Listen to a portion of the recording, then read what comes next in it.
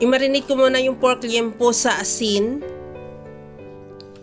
at paminta. Lagyan ko rin yan ng tuyo, kalamansi juice. Maglagay din ako ng oyster sauce. At lagyan ko na rin yan ng bawang at ketchup. Ihalo lang hanggang sa mahalo lang ng mabuti yung ating pork liempo sa sauce.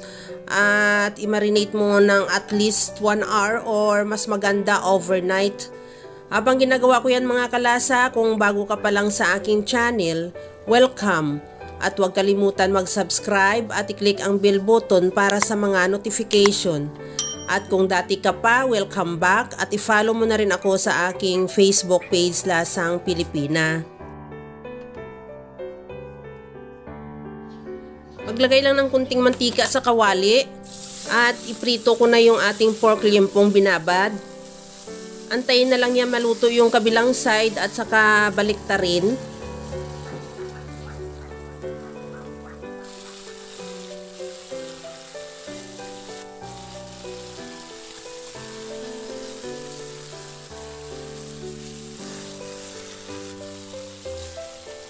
Okay na tong ating pork liempo.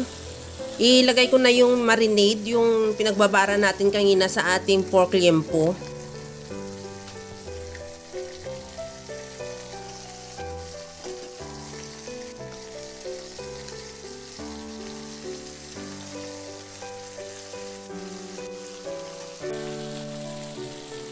At lagyan ko na rin yan ng Sprite.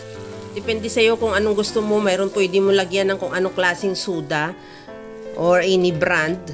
At takpan lang yan hanggang sa mag-reduce lang din yung Sprite or matuyo na yung ating sauce. Sa puntong ito, okay na tong ating pork liempo. Luto na rin siya at nag-reduce na rin yung sauce niya. Tanggalin muna natin yan sa kawali at palamigin. At saka natin yan hihiwain.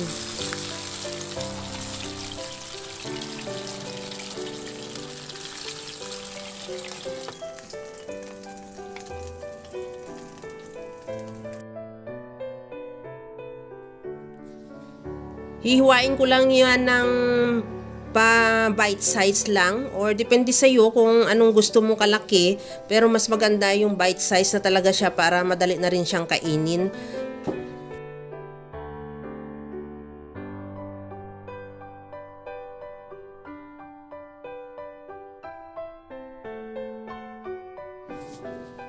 Pagkatapos na natin hiwain, ilipat ko na lang din yan sa serving o sa mixing bowl para mahihalo na natin yung ating mga iba pang gulay.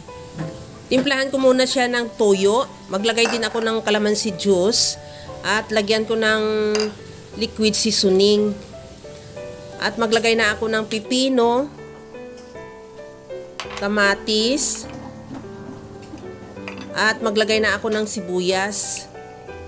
Lagyan ko rin ng siling green at siling labuyo. Optional, kung hindi mo type yung maanghang, pwede mo hindi lagyan. Pero recommended ko talaga siya dahil lalo siyang masarap pagka medyo may kunting twist ng anghang.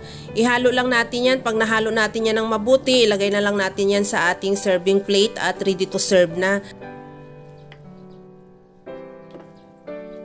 Kaya mga kalasa, kung nagustuhan mo yung ating video, please like na lang at pakishare na rin sa inyong mga friends. At kung bago ka pa lang sa aking channel, subscribe na at i-click mo na rin ang bell button para sa mga notification. Kaya mga kalasa, alam ko kayang-kaya mo itong gawin dahil sa sobrang simple at napakadali niya lang lutuin.